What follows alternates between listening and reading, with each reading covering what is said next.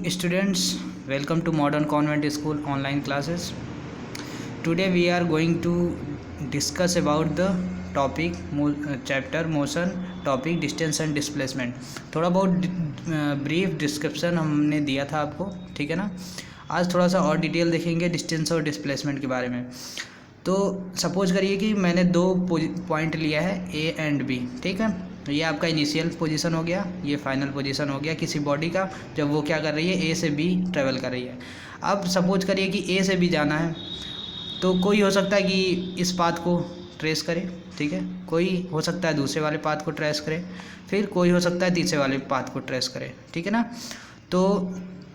तो हम क्या कह सकते हैं कि इन दो पॉइंट के बीच में बहुत सारे मल्टीपल पाथ हैं जिसको ट्रेस करके एक आदमी जो है, कोई बॉडी ही है, मूविंग ऑब्जेक्ट ही है, वो एक पॉइंट से दूसरे पॉइंट पे मतलब इनिशियल और फाइनल पोजीशन के बीच में ट्रेवल कर सकती है। तो डिस्टेंस क्या हुआ, the actual length of path traced by body from one position to another position, ठीक है, ड्यूरिंग इट्स मोशन। तो मोशन के दौरान जब वो एक पॉइंट से दूसरे पॉइंट तक जाने के लिए जितने पार्ट ट्रेस करेगी वो क्या हो जाएगा, डिस्टेंस हो जाएगा।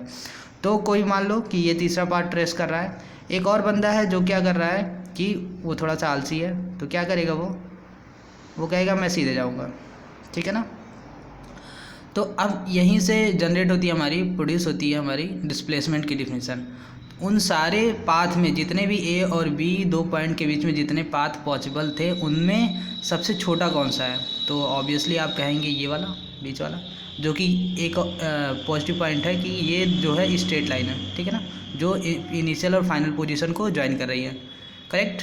तो डिस्प्लेसमेंट क्या हो गया, shortest length of the path among all, मतलब जितने भी पाथ ट्रेस किए गए हैं उनमें सबसे शॉर्टेस्ट कौन सा है, ठीक है, वही क्या हो जाएगा इनिशियल और फाइनल पोजीशन के बीच में, वही क्या हो जाएगा हमारा डिस्प्लेसमेंट हो जाएगा। इतना समझ गया आप लोग, ठीक है। तो अब डिस्टेंस और डिस्प्लेसमेंट में डिफरेंस क्या है, तो डिफरेंस ये है कि पहली बात ये शॉर्टेस्ट होगा, सारे जो पाथ ट्रेस किए गए हैं ऑब्जेक्ट के द्वारा दो पॉइंट के बीच में ट्रेवल करने के लिए उसमें जो शॉर्टेस्ट होगा वो हमारा डिस्प्लेसमेंट होगा। नेक्स्ट पॉइंट ये है कि जो डिस्टेंस होता है वो स्केलर क्वांटिटी होती है और डिस्प्लेसमेंट जो होता है वेक्टर क्वांटिटी होता है। इसके बारे में क्लास में डिस्कस कर चुके हैं हम लोग ना, कि स्केलर क्वांटिटी क्या होती है और वेक्टर क्वांटिटी क्या होती है। फिर भी एक बार रिकॉल कर देते हैं कि स्केलर क्वांटिटी होती है जो सिर्फ वो फिजिकल क्वांटिटी जिसको रिप्रेजेंट करने के लिए हमें सिर्फ नंबर की ज़रूरत पड़ती है, राइट। और वेक्टर क्वांटिटी वो होती है जिसको रिप्रेजेंट करने के लिए हमें नंबर के साथ साथ डायरेक्शन की ज़रूरत पड़ती है, ठीक है ना। तो अब मेरा नेक्स्ट क्वेश्चन ये है कि क्या डिस्टेंस और डिस्प्लेसमेंट सेम हो सकते हैं। Pause the video and think about it, ठीक है। तो शायद आपको आंसर मिल गया होगा, किसी ने सोचा या फिर नहीं सोचा, चलो हम बताते हैं। तो ये जो शॉर्टेस्ट पाथ था, ठीक है ना, यही तो हमारा क्या है, डिस्प्लेसमेंट है।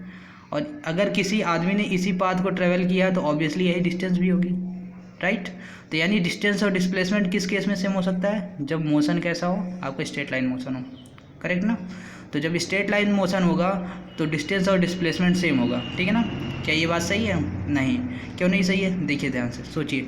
अगर एक बंदा है जो ए से बी इस पाथ को ट्रेस करके गया, लेकिन मान लीजिए उसी पाथ को वापस वो चला है पॉइंट सी पे, ठीक है ना, तो चला तो वो उसी लाइन पे है ना, लेकिन अब क्या हो गया, अब डिस्टेंस और डिस्प्लेसमेंट कैसे कैलकुलेट करेंगे ए और बी के बीच में, जब ए और सी के बीच में, इसके बारे में हम नेक्स्ट वीडियो में देखेंगे। Thank you.